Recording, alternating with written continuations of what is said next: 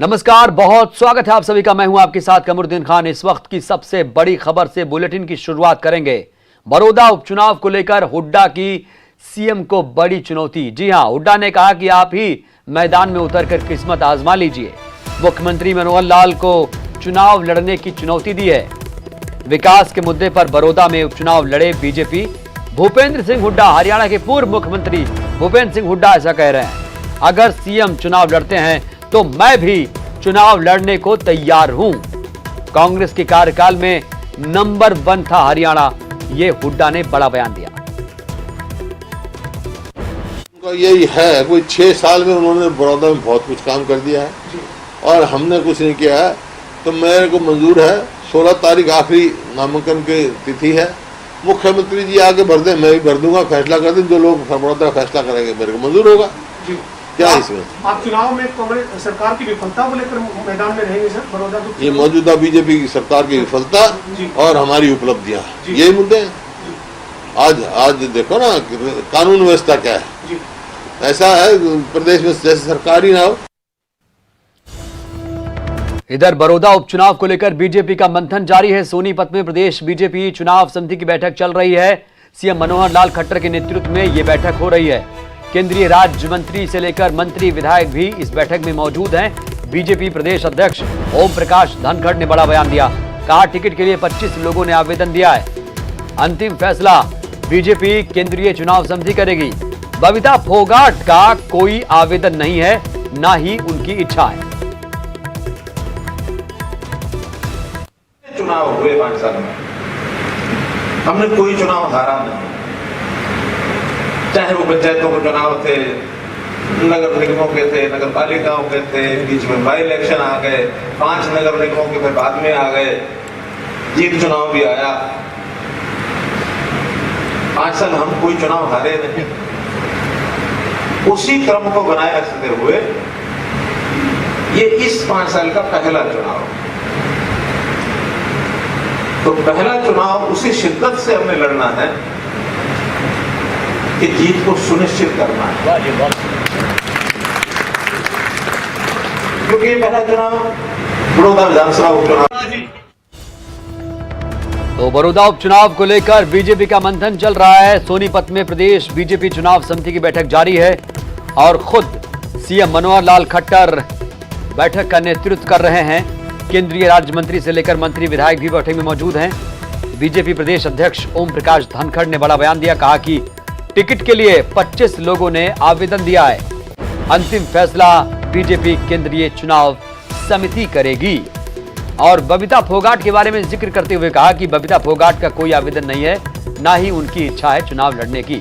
तो बड़ौदा उपचुनाव को लेकर मंथन तेज हो चुका है बीजेपी की तरफ से और आवेदन अभी तक 25 लोगों के आ चुके हैं। लेकिन मंथन हो रहा है कि पैनल में कितने लोगों के नाम भेजे जाएं, क्योंकि अंतिम जो फैसला होगा वो दिल्ली से होगा, हाईकमान करेगा।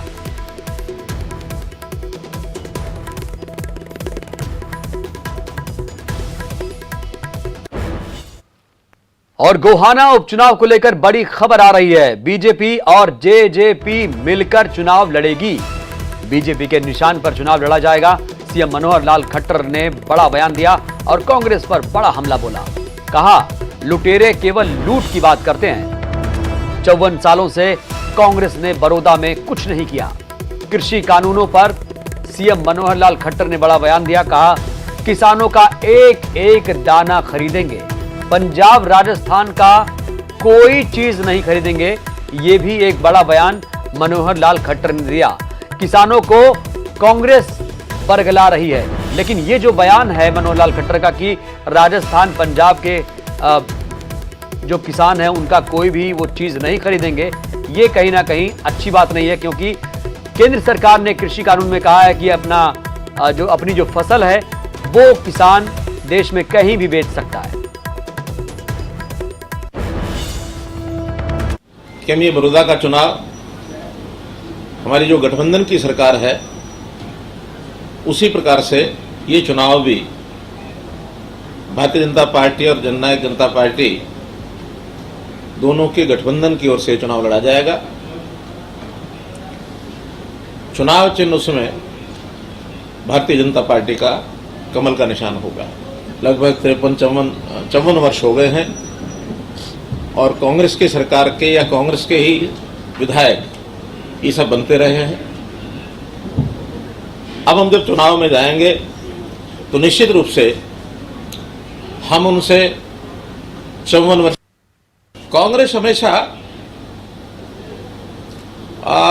एक हवा दिखाने वाली पार्टी रही है कि जैसे अभी किसानों को के 3 जो बिल बन गए हैं, ये आपका ये कर देंगे, वो कर देंगे, मंडियां खत्म हो जाएंगी, एमएसपी खत्म हो जाएगा, आपके फसल को लूट लेंगे।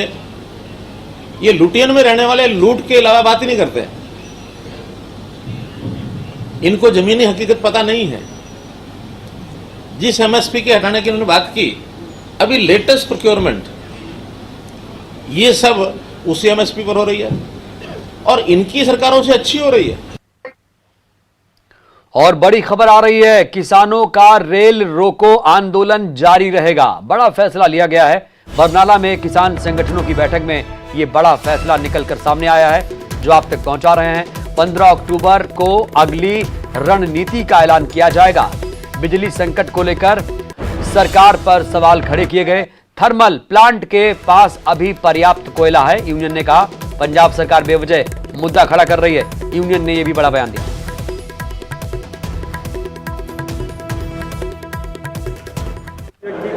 ਅੱਜ ਕੋਈ ਅਸੀਂ ਮਹੱਤਵਪੂਰਨ ਫੈਸਲਾ ਨਹੀਂ ਲਿਆ ਜੀ। ਉਹਦਾ ਕਾਰਨ ਇਹ ਹੈ ਕਿ ਸਾਡੀਆਂ 30 ਜਥੇਬੰਦੀਆਂ ਦੇ ਵਿੱਚੋਂ ਕਈ 10 ਦੇ ਕਰੀਬ ਜਥੇਬੰਦੀਆਂ ਸਾਡੀਆਂ ਆ ਨਹੀਂ ਸਕੀਆਂ। ਬੰਦ ਵੀ ਇੱਕ ਪ੍ਰੋਬਲਮ ਹੈ। ਕਿਤੇ ਮੈਸੇਜ ਦੇਣ ਕਾਹਲੀ ਰੱਖੀ ਹੈ, ਮੈਸੇਜ ਦੇਣ 'ਚ ਵੀ ਕਮਿਊਨੀਕੇਸ਼ਨ 'ਚ ਵੀ ਗੈਪ ਹੋ ਸਕਦਾ। ਨੰਬਰ 1।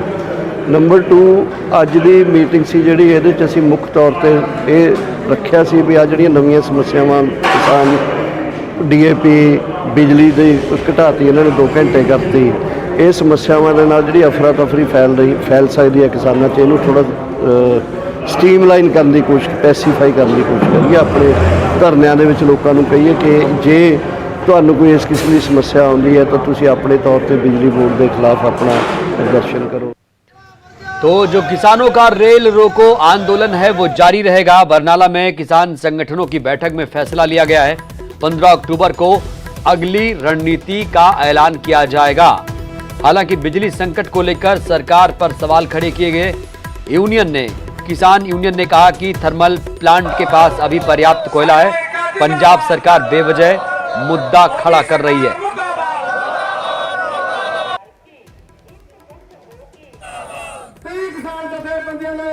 तो बरनाला में किसान संगठनों की यह बैठक थी और अब जो फैसला निकलकर सामने आया है, कहा जा रहा है कि अब किसानों का रेल रोको आंदोलन जारी रहेगा।